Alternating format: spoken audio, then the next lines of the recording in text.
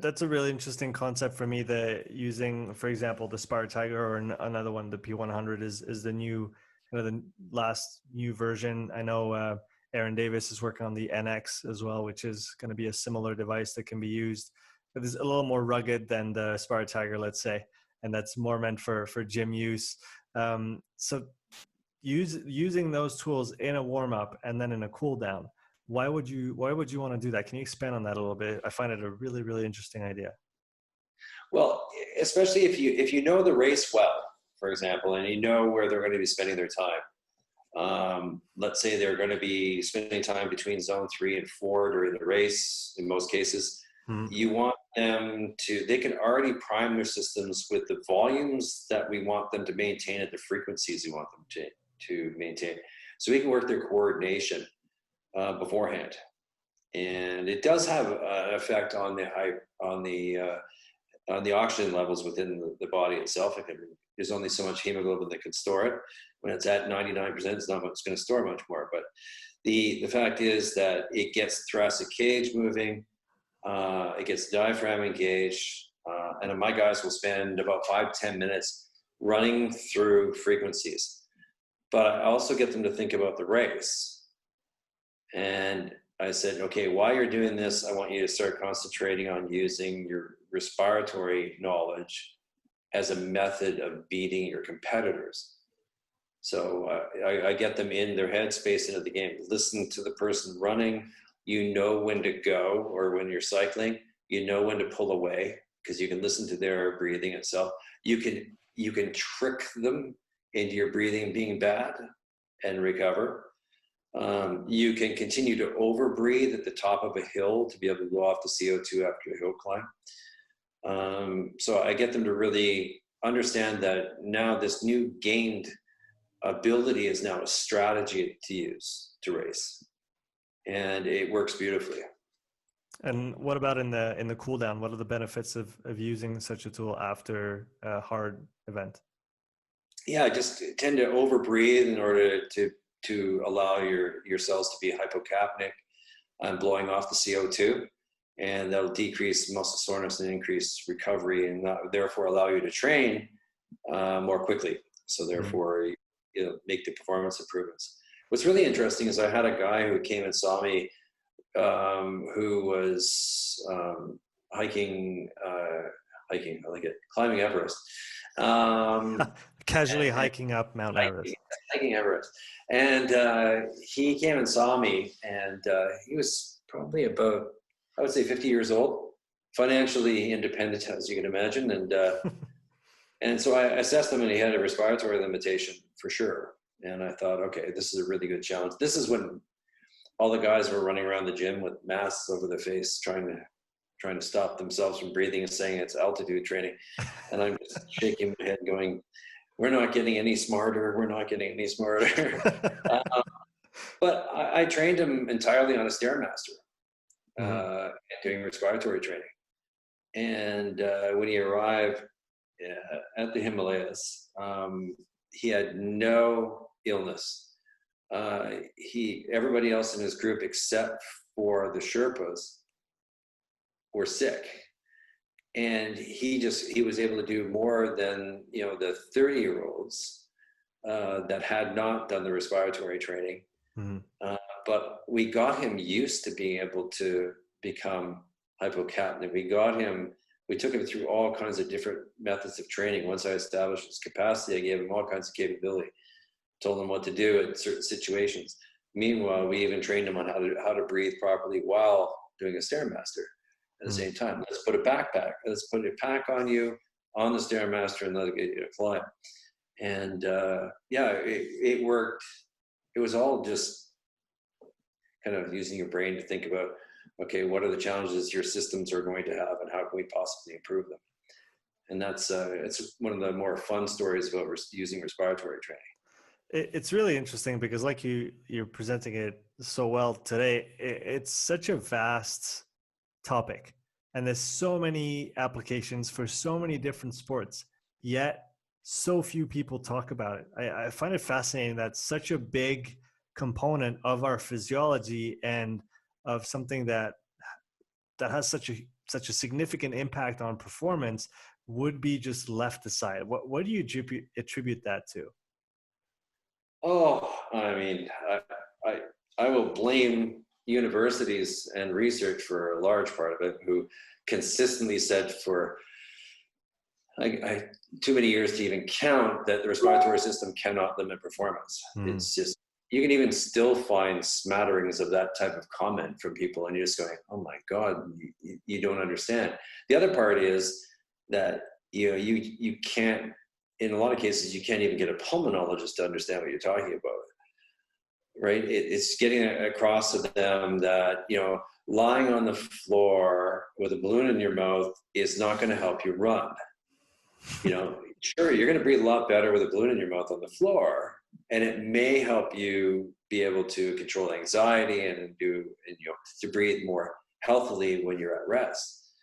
But it's applications, wrong applications, and a long history of being told that it can affect it. And in fact, what used to drive me crazy was you go to a lab and they throw out all the important data. You know, you get a metabolic test done, and congratulations, your VO2 max is 58. And oh, thanks a lot, see you later. Which I always teach people how to cheat to increase their VO2 by holding their breath at the right time. Because you can always blow the screens right off and make yourself look like, you know, you're getting 80 when you actually should be 48. You can fool it because it's all respiratory.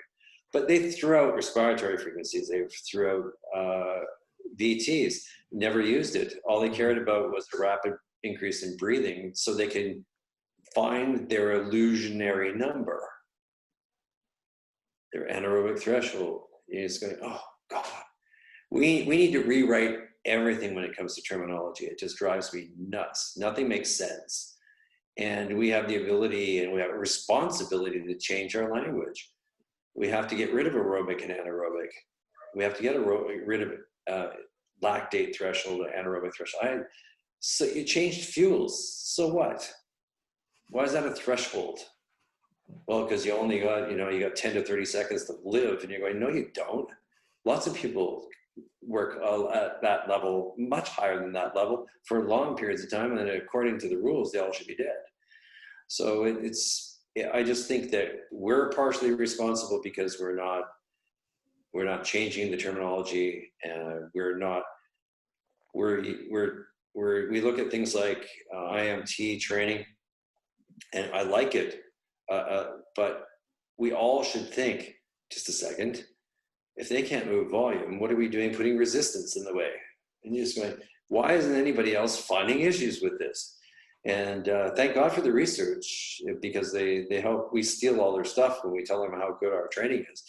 But we really need to start focusing our training on what we understand from physio and from strength and conditioning. It needs to come across, and everybody needs to influence so that we can best help our clients. Is there a central source of education on the topic of respiratory training that you know of? Because I've looked a little bit, and honestly, I can't find anything.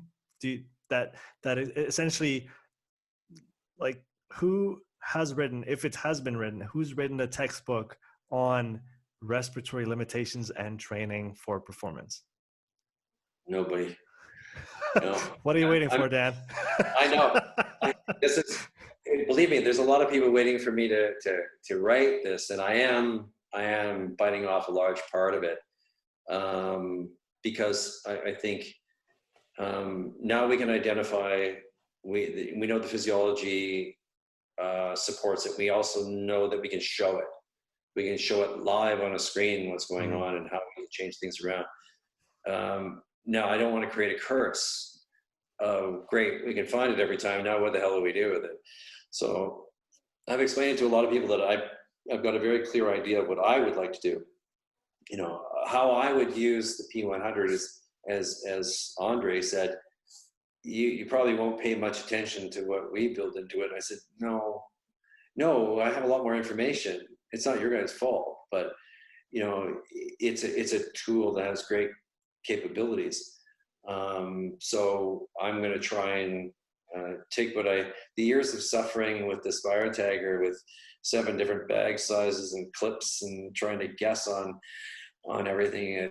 I'm glad those days will be gone soon. But I got really good at it, at being able to know exactly what the person could breathe, and the joy of taking somebody from a 3-liter bag through to breathing a 6-liter bag for 30 minutes straight, whether standing outside in the cold before racing at the snowshoe championships, was just, I'm watching this kid going, this has been 3 months and you've made this journey.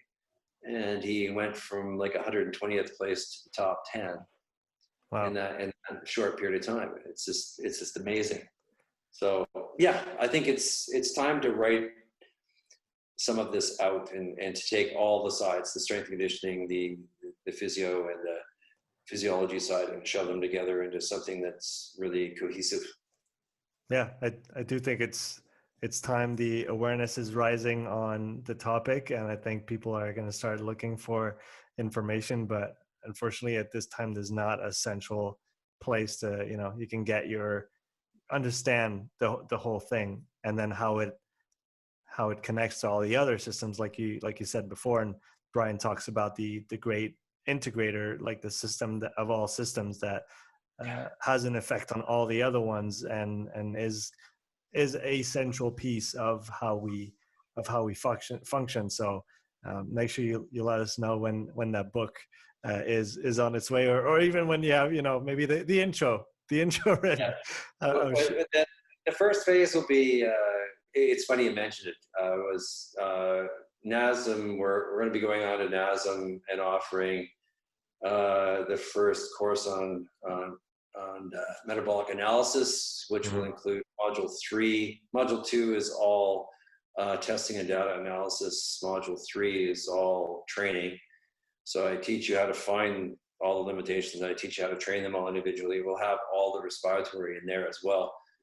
And one thing that you will like as well as the module 4 is advanced concepts, where I could take metabolic analysis and bring it in with near-infrared spectroscopy and discuss how they interact. So is that course ready yet? No, it's the first part. You'll see the first ads going out the 15th to the 30th of January through NASM. Oh, that's soon. That's exciting. Yeah.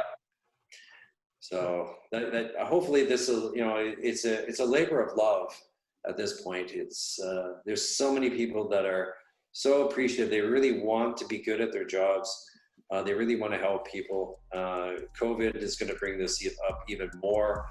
All the ramifications of this respiratory infection or virus is there's going to be a lot of people with respiratory limitations just in their daily function. This is definitely a direction we all should be looking at.